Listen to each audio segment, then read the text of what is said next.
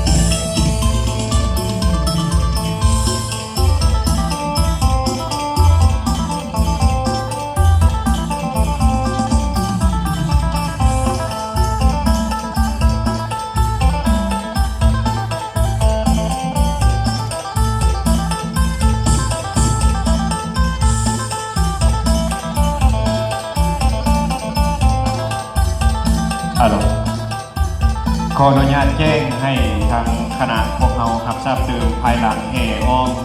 พระธาตุสิมาจำนวน3 รอบแล้วขอเชิญบรรดาทานที่ได้นำเอาเครื่องสักการะบูชาไปแห่นั้นให้ได้เอาขึ้นมาทางด้านในสิมเนาะด้วยตัวท่านเองเนาะอันนี้ขอแจ้งให้บรรดาทานครับทราบคือเดียวนั้นถืออีกแค่นึง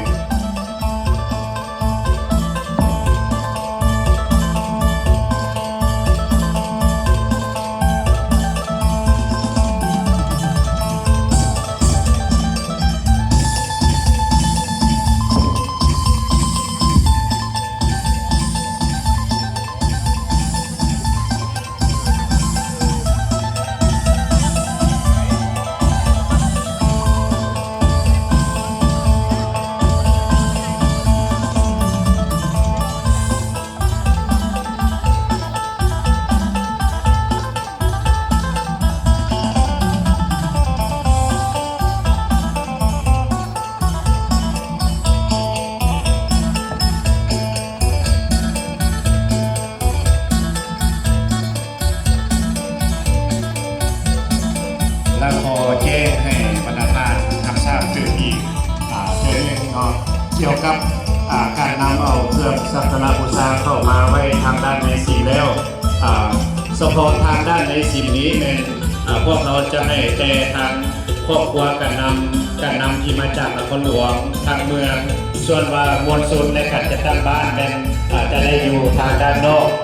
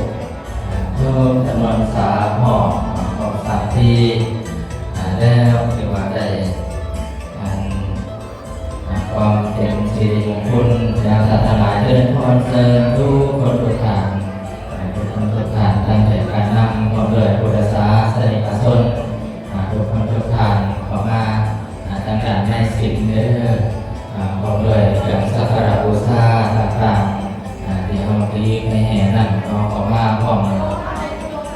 ของมาอย่างกาเกียงหนังรอถากาเกียงความร่วมในสถานที่ประกอบเข้าทางด้านในสิงมี2ของโถงสำหรับของโถงทางด้านในนี่กาแก่ในสถานประจำยุงแต่จำกัดเนาะทางด้านอีกโถงหนึ่งทางด้าน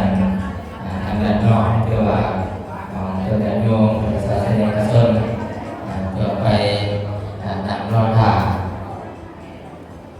ด้วยบูชาต่างๆปฏิบัติหลังจากเข้าแห่แล้วสักการะบูชาโดยเฉพาะการทรงหลักเมืองการทรงหลักเมืองการสักการะบูชาเป็นวัตถุทานต่างๆตลอดถึงเป็นการวางเรื่องกับย่างความเป็นมหามงคลแห่งแก่ห้องทานทั้งหลายมีการเฉลิมฉลองมีการทำนาภาษีสู่ขวัญโดยเฉพาะในวันเด็กมีการทดน้ำสงฆ์โดยผู้ปกครองที่มาก่อนมีโยมสงฆ์ป่าไม่ได้เพื่อที่โดยที่จะเป็นเรื่องรัตนาของพระผู้รัตนาของพระผู้ต้องสู่แก่ต้องสู่หวังต้องสู่น้อมสงฆ์เป็นต้องสร้างวันเป็นสร้างวันเดินไปก็เมื่อสุดท้าย